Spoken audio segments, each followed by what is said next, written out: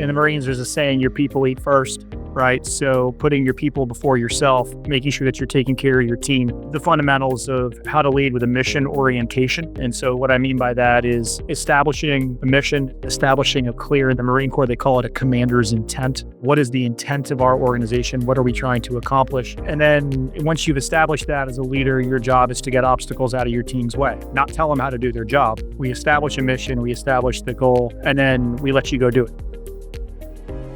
Welcome to From the Top with Chad Hesters, the podcast for CEOs, founders, and decision makers looking for a straightforward perspective on issues facing global leaders. No fluff, no jargon, just real conversations with people who've made tough calls and are here to share what they've learned. Here's our host, Chad Hesters. Well, hello, everyone. Welcome back to From the Top. I'm Chad Hesters, your host today, and I'm really excited about today's guest. We have with us Laurent Therivel. And, in full disclosure, I've known LT a long time. And we've agreed that we'd keep this as professional as possible, but I'm very excited to have him on board here. He's got quite a story that I think you'll find fascinating, and if we're lucky, we'll be able to learn something from his journey. So, LT, thank you for joining us today. Chad, it's a pleasure to be with you. Thanks for the invite. I'm excited about the next couple of minutes, and I agree, given our mutual history, we'll have to keep it between the lines, but I'll try hard to do it. I'll try hard to stick that way from my side. All right, excellent, deal. Bit of a brief intro for LT. LT was a graduate from Texas A&M University as undergrad, came out of undergrad, went to the Marine Corps as an officer, spent 4 or 5 years doing that, went and pursued his MBA at the Harvard Business School.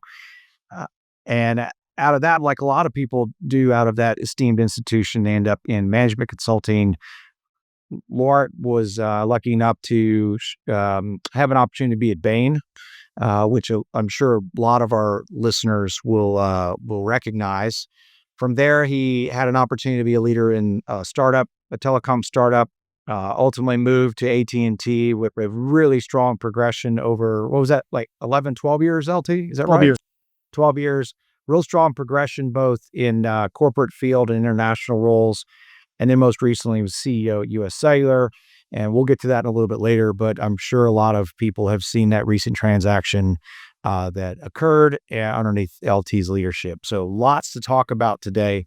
Lauren, I don't know if I missed anything there that you think is germane to your progression, but it's a really interesting progression, and it's almost out of central casting for CEOs these days, which begs the question, was it planned? Like, did you set out at 22 years old with kind of a vision to knowing that, at a ripe young age of 50, you'd be here?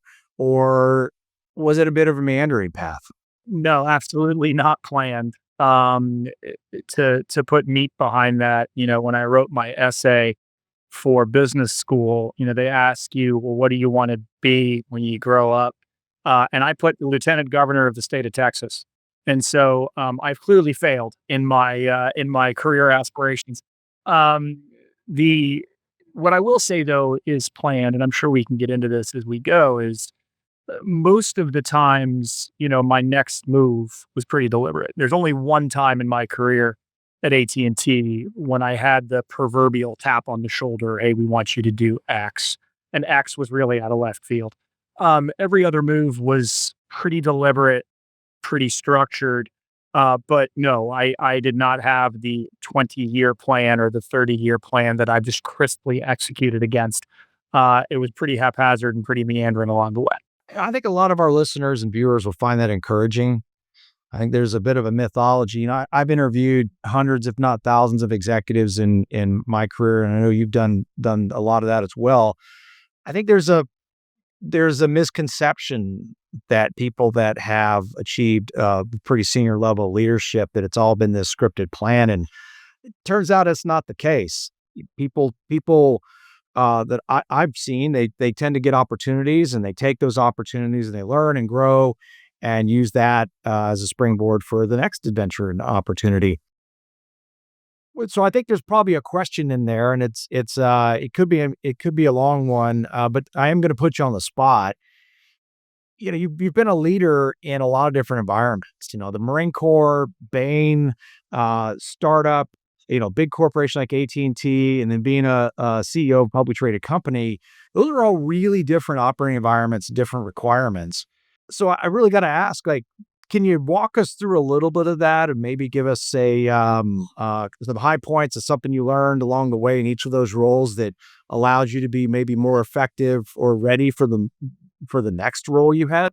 Yeah, certainly. So maybe let's start with the Marine Corps. So I think in the Marines, what I'd point at is just to call it the basics of leadership. Um, in the Marines, there's a saying, your people eat first, right? So putting your people before yourself, making sure that you're taking care of your team, the fundamentals of how to lead with a mission orientation. And so what I mean by that is establishing a mission, establishing a goal, establishing a clear, in the Marine Corps, they call it a commander's intent, right? What is the intent of our organization? What are we trying to accomplish? And then once you've established that as a leader, your job is to get obstacles out of your team's way, not tell them how to do their job. We establish a mission, we establish the goal, and then we let you go do it. And so a lot of learning in the Marine Corps about, let's just call it the basics of leadership and how to take care of your team. Um, Combination of business school and Bain, I would say, was a crash course in problem solving. And so as leaders, one of the things that we get thrown at us is problems. And it's pretty rare that a problem is easy to solve. If a problem is easy to solve and it's landing on your desk, you probably need to aspire to tougher problems. And so having the confidence that if I work at it enough, and if I apply myself enough, and if I either put my brain power and or my team's brain power against it, we can crack a problem. And that's really what business school and certainly what Bain drilled into me. A rhythm of tackling difficult problems and cracking them. In business school, it's so you can get a decent grade. At Bain, it was so you can deliver value for your client. But that rhythm of being able to approach problems with confidence, and not because you know the answer, but because you think you can get there if you apply yourself enough and if you apply enough extra enough energy against it. AT&T, I think what I would point at is the importance of a varied set of experiences, but with some, let's call it central, whether it's a North Star or a central, theme or whatever you want to call it in the middle of it. I'll go into a little bit more detail on that. So I joined AT&T in the strategy group. I then went and ran a market. I ran the Carolinas, and then went back to run strategy. I ran our SMB business. I received a tap on the shoulder that was the one kind of from left field, which was they asked me to be the CFO of our B2B group. And the B2B group is about a $40 billion business. So the CFO of a $40 billion business. I then moved to being the CEO of AT&T Mexico. And that was my final role at AT&T. And if you think about those moves, in one hand, it feels a little bit haphazard and disparate, right? Strategy and, a lot of geographical moves. But one of the central themes that I tried to maintain throughout all of those, and every one of those moves was somewhat orchestrated, with the exception of that CFO tap on the shoulder. I tried to play to my strengths. And at the time, if I were to say, "Hey, what am I good at?" I would have said, "I'm good at strategy, identifying a problem, breaking it down. I'm not scared of tough problems." That was training I'd received, at Bain and in business school. And I thought I was good at motivating people and inspiring people, and that was something I learned in the Marine Corps. And so I looked for opportunities that, on one hand, could leverage those strengths of, in my case, strategy and motivation. Other people will have different strengths. But how to build a portfolio of experiences inside of a company that's as large as AT&T that enables you to do a bunch of diverse stuff and enables you to learn new experiences. In my case, learn new geographies. He moved a ton. My daughters are 18. They just left for college. This is house 9 that we're in right now. And so having the flexibility to move and to take on a bunch of different experiences, but to try to do it in a way that built on your strengths. And I think a mistake that people make sometimes is they do the introspection, they do the evaluation, and they say, well, these are areas that I'm weak at, and I need to bolster them.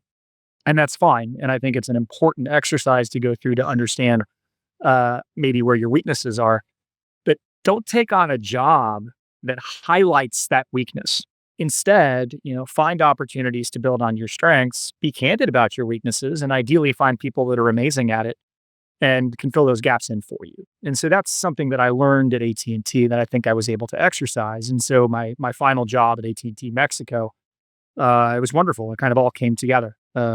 Big strategic exercise, really hard profitability goals. We were a $3 billion business. We were negative 300 million EBITDA when I took over. We got it to profitability in a couple of years. And so being able to kind of flex operational chops and financial chops that I'd learned, but also doing it in a way that motivated people and inspired them and made people feel good about what we were doing in the country. Mexico's a really interesting environment. The leading shareholder has 75% market share. That's Carlos Slim and América Móvil. And so AT&T was a challenger, and we weren't really used to being a challenger, right? In the US, we're used to being the big gorilla. And so it was a lot of fun from a cultural perspective. And then when I left and I moved to UScellular, what I learned there was the importance of culture and being able to establish a culture. And in my case, build on a culture that existed. I was able to, when I took over as CEO at UScellular, the company had a magnificent culture. People were motivated. People believed in the mission. We focused on rural America, on connecting rural America that meant something to people. And so there was a pride and an element of pride around that business. But the strategy was really challenged. We were a regional carrier. We were subscale. And although we tried absolutely everything we possibly could to turn that business around operationally, the right answer was to put that business in the hands of somebody that could apply scale.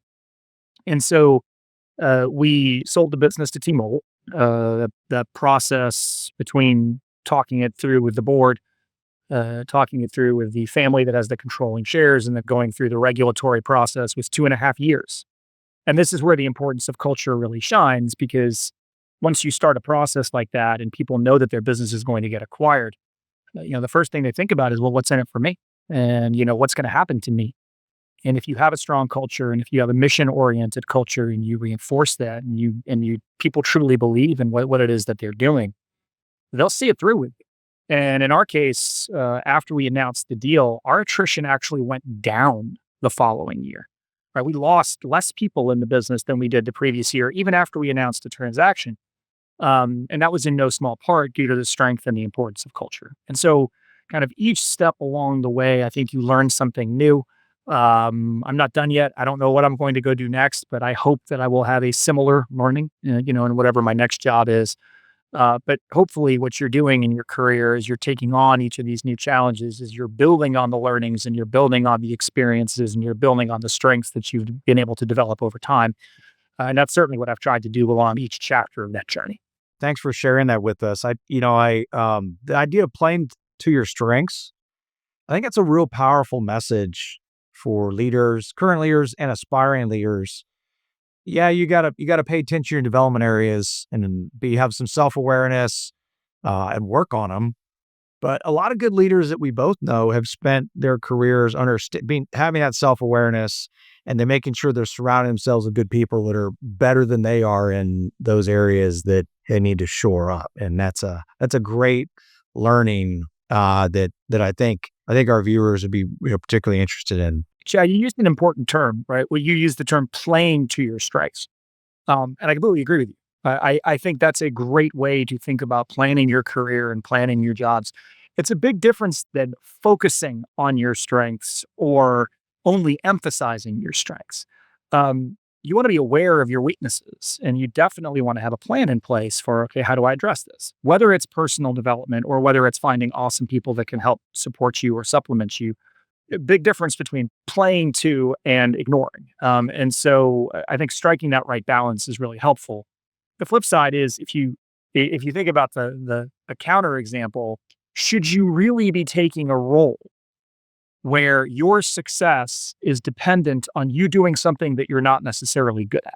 That's a big stretch, right? So big, I, Well, I admire your elephants, but that's tough stuff. that makes me think about, we're both junior military officers. And for our listeners who may not be as familiar with that world, when you're a junior military officer, the whole environment is designed to put you in situations to see how you're going to respond. And normally they don't put you in situations that you can't handle, but you always feel like you're out over your skis. Um, and in that environment, at least for me, I learned more about the mistakes I made, and frankly, that applies to my entire career. I probably learned more from the mistakes I made and how to address them and move forward from those than I did any of the successes, or at least it's 50-50. But we can't forget about those mistakes we've made. And so, not to put you on the spot, but when you think about your career, is there anything that comes to mind that was something you're like, oh man, I screwed that up, that was a learning experience for you? I'm asking this because I think our viewers, what we're trying to do here with this podcast is have real talk with real leaders.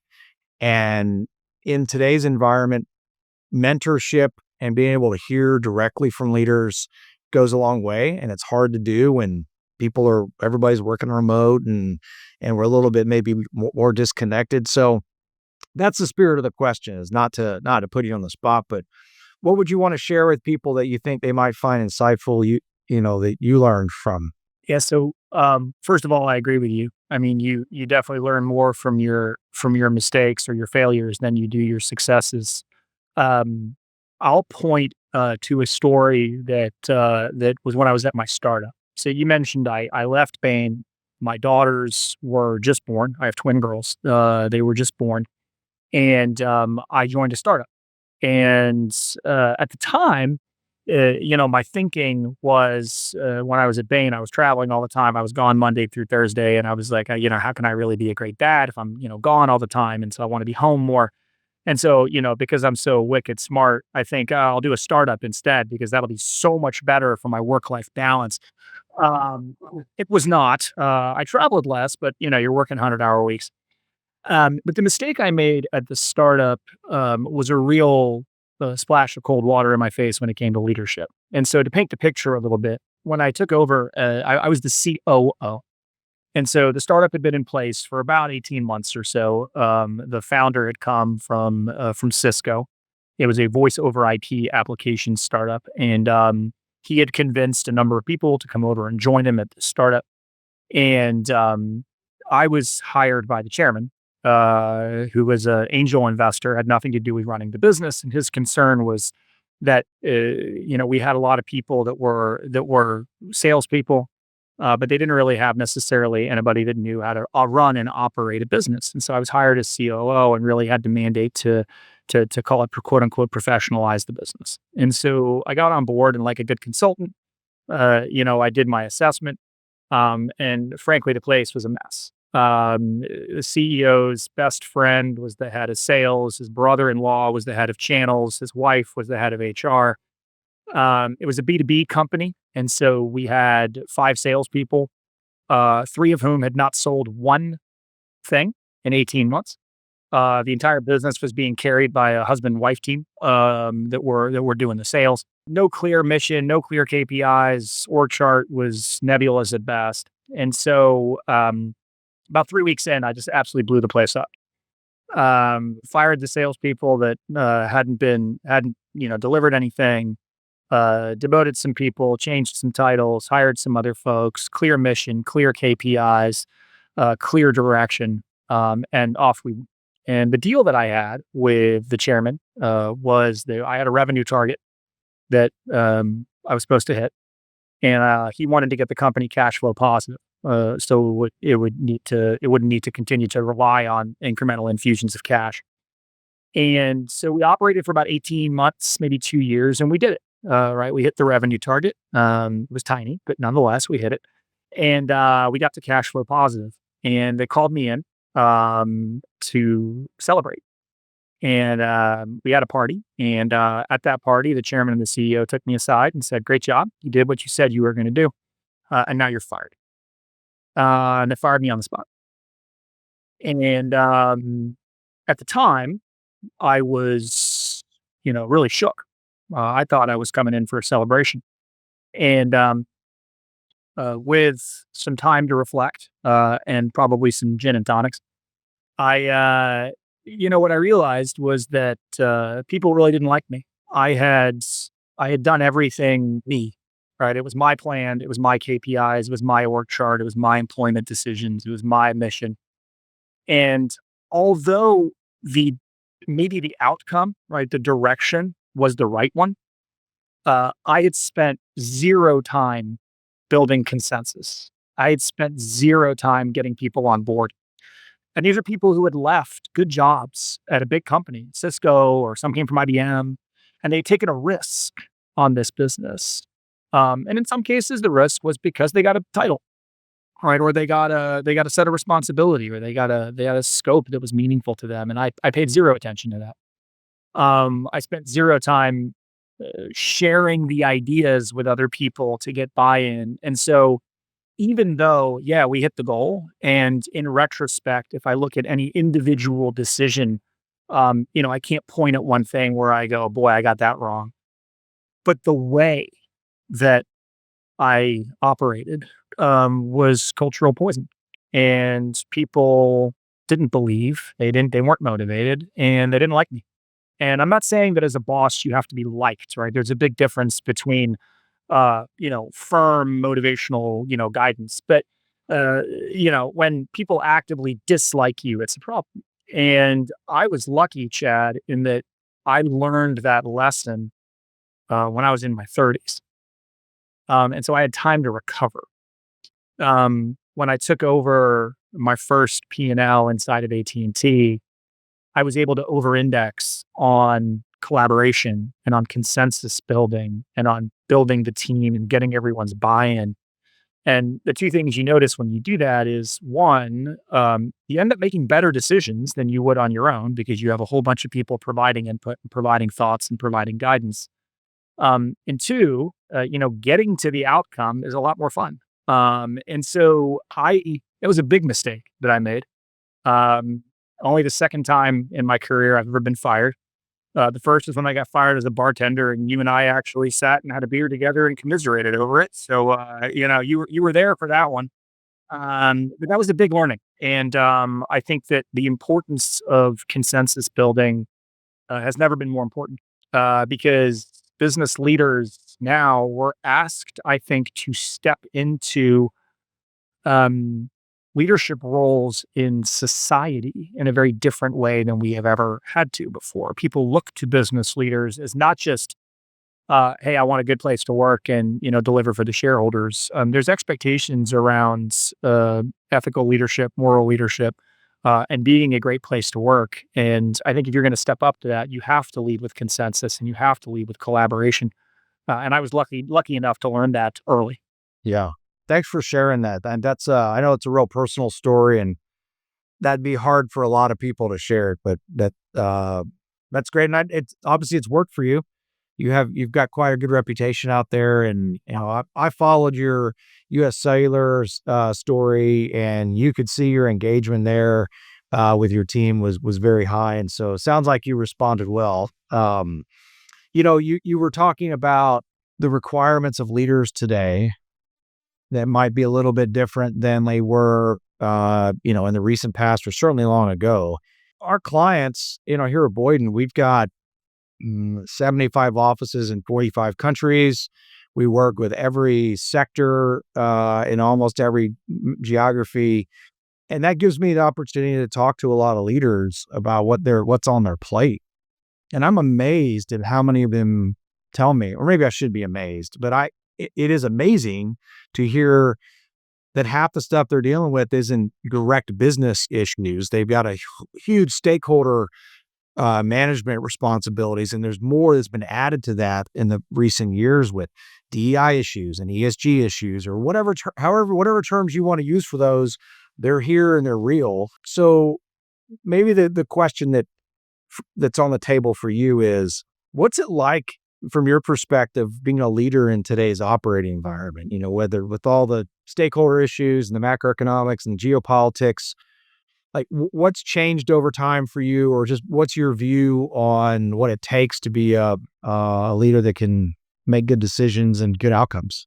So I think echoing some of the intro that you provided and echoing a little bit of what I talked about previously, the expectations I think on business leaders are greater than they ever have been. There was a trust survey done, and I think this is a couple years dated, so maybe it's two years or something like that. But I think it's absolutely still relevant.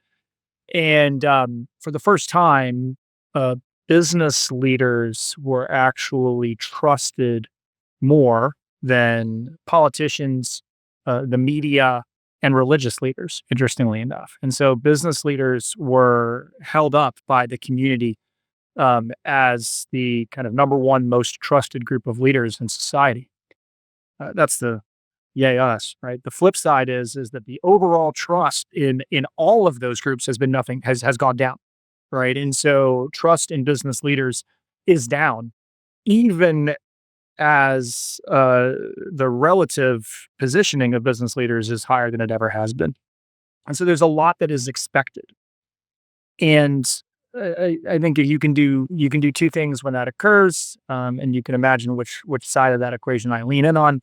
Right, you can try and block and deflect, and say, you know what, I'm just going to focus on what I can control, and I'm going to pay attention to creating shareholder value. That's my job, and everything else is none of my business. Or you can lean into that, and you can accept it, and you can accept the mantle of responsibility that comes along with that. And I think great leaders do that, and you're seeing a lot of leaders in the business environment try to step up to that incremental requirement. Now, what does that mean? It means in many cases that social issues, whether it's inequality, whether it's DEI, whether it's the importance of the environment, those issues get placed at your feet, and some form of responsibility is put upon you around that. And the challenge there is that in many cases, now that's responsibility, but it's responsibility without authority. One of the nice things about being a CEO is, yeah, you have massive responsibility, but you generally also have authority. Now, it's not when wielded correctly, right? Authority is done through stakeholder models, through collaboration, through consensus. You should very, very rarely, if ever, pull the trigger of "I'm the boss, and so you're going to do what I say." But nonetheless, you have, when it comes to delivering value for your shareholders, you have the responsibility to do so, but you also have the authority to go affect it. But many of these social issues, you don't.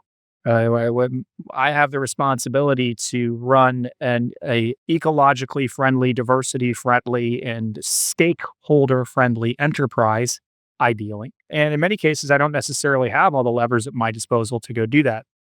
And so, what it really comes down to is prioritization and trade offs and a balancing act. And that balancing act is particularly important, I think, in the hyper politicized and hyper partisan environment that we have, at least in the United States. And so, I know that Boyden is a global business, and so for many of your listeners, I hope for your listeners that they're in slightly less of a hyper politicized environment.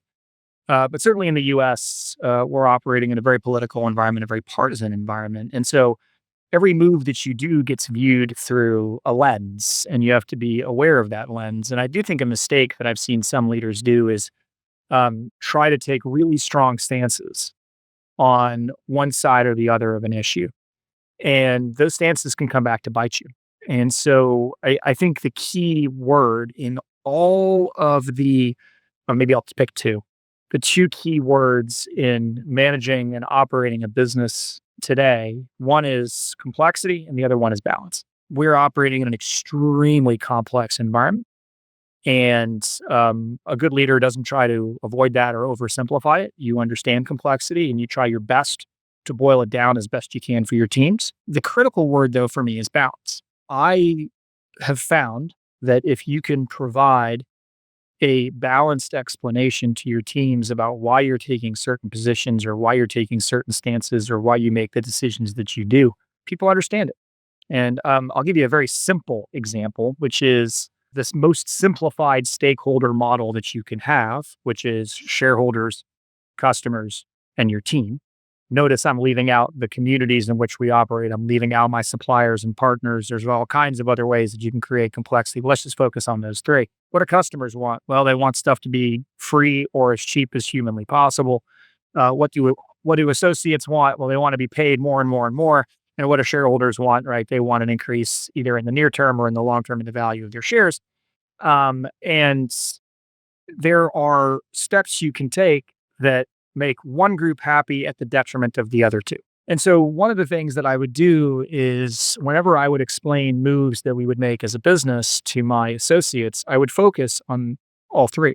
And I would say, we're making this move, and this move that we've done is designed to benefit our customers, but with the thoughts of our shareholders and with respect to our associates. Or this move is made to benefit our associates, but we're doing so in a way that still keeps our customers in mind and our shareholders in mind, or whatever it is.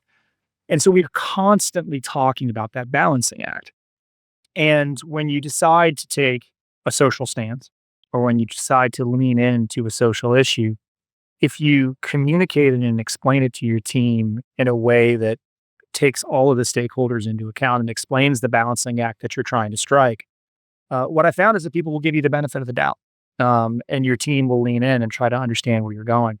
The challenge that you have is if you take a stance and that stance is not then explained in a balanced way, you just say, this is important, right? This is an ethical decision that we are making here. Unless it's don't lie, cheat, or steal, most ethical decisions have balancing acts associated with them. And trust me that your associates generally are reflecting the rest of your customer base, which is that they're not politically neutral.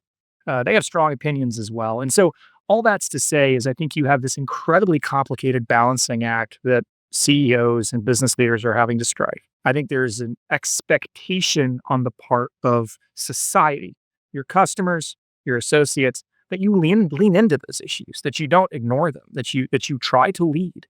But then that leadership has to be done in a balanced fashion and explained in a balanced fashion.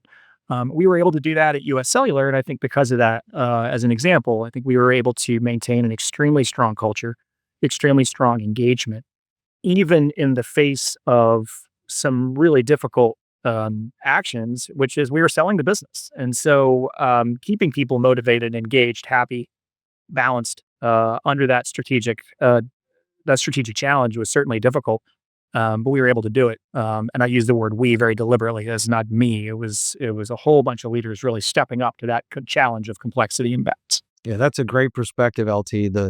The idea that rolling into a fetal position and hoping the external issues will go away or aren't relevant, like that's may not be the best approach to being a successful leader in today's environment. That's that's really valid. You mentioned the word balance 2-3 times in that explanation there. On a more personal level, I know you've mentioned your family here, or a few minutes ago. You have a lovable wife, you've got your daughters.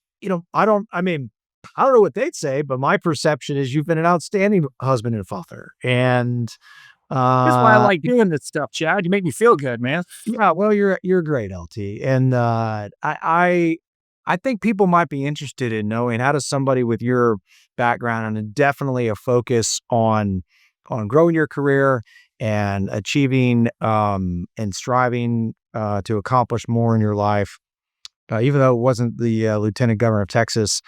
How have you been able to do that and find some balance with maybe the most important jobs that we have, which is being responsible for our families? Communication, and then maybe the fourth one is appropriate prioritization. So let me explain. I have been able to make moves in my career, whether it's moving geographically, whether it's accepting new roles, whether it's taking on new challenges, because I am really, really well aligned with my wife, and she I'm not making moves or making decisions that we haven't at least talked about considerably upfront. And let me explain what I mean considerably upfront. A mistake that I think people make is they wait until a decision is in front of them. And then they say, okay, I need to go talk about this with my wife. And then you go talk about it with your wife, and maybe the answer isn't what you wanted to get back. Or to be clear, you may talk about it with your husband, and maybe the answer isn't what you want to get back, or with your loved one, or your spouse, or your family, or your boyfriend, or your girlfriend, or whatever it may be. And the then what that causes is it causes resentment. I have this great opportunity, right? Why aren't you willing to do X, Y, and Z to help me go after it? You waited too long to have the communication, but people pat themselves on the back because they say, "Well, no, but I communicated." Um, no, you didn't. The communication has to happen so far in advance. What kind of life are we trying to build together? What are the trade-offs? What is important to you? When is that going to be important? And so to put more meat behind that bone, very early on in our marriage, we talked about moving. And it was when I joined AT&T. My daughters were one, and I had done a little bit of research on AT&T, and I knew that within AT&T, if you wanted to be successful, you needed to be mobile. And mobile was not, there weren't shades of gray of mobility in AT&T. It was a box that you checked every year in your employee profile. Am I mobile or am I not mobile? And so I talked to my wife about it, and I said, this seems to be important at this business. How mobile are we? And what we agreed was that we had a long conversation about it with specific examples. We would move wherever we needed to move until our daughters were in high school. And then when our daughters were in high school, we were going to stay put. And it within some purview, some reasonability. It didn't matter where we moved. I actually put the Myanmar example in front of my wife. I said, what about Myanmar? She was like, if it needs to be Myanmar, we'll do Myanmar. And so I was like, okay, well, if you're cool with that, you're probably going to be okay. And so we did that. Right? We were able to move, and I was able to say yes to opportunity after opportunity. And I always obviously doubled back and made sure, but we had that communication and that conversation up front. We had conversations about how much time we wanted to spend together and what were trade-offs that we would be willing to make to make that happen. Whether it was babysitters, because we weren't going to be living near family, and so we didn't have that that nuclear family support, and so early on in our marriage, we spent a lot of money on babysitters. And I mean, from a percentage of income perspective, it was pretty eye-watering. But it was worth it to us because that was an investment that we both jointly agreed that we would make. And then when I was CEO of AT&T Mexico, my daughters were in 7th grade and they were coming on 8th grade, which is just before high school. And so I knew that I had 2 years to figure out where I needed to be. So then we weren't going to move, and I wasn't going to change jobs for 4 years because of that promise that I had made and that commitment that we had as a family. And so it's not about in the moment communication. It's about upfront communication, about prioritization, about what's important to you at different points of time. And geography matters, I think, to a lot of people. Where you are, where your family is, it's extremely important. The more flexible you can be, the more chances you have in front of you, the more opportunities you have to advance your career. And so being geographically flexible, being industry flexible, being role flexible is massively important if you're going to say yes and if you're going to continue to climb whatever ladder it is that you want to climb. But you can't do that and then turn around when you're on your rung of the ladder and hold your hand down to your spouse and say, let me pull you up with me. They are going to be on a different ladder by that point, and they may be with a different climber as well. And so having that, putting those parameters and having those communications up front, I think has been gold. And it means I can make decisions without resentment, without worry, with 100% confidence. And we're a team. And I think that is critical. And so that to me has been the true, call it litmus test of success of that the professional, personal balance, if you will. That's a good word, LT.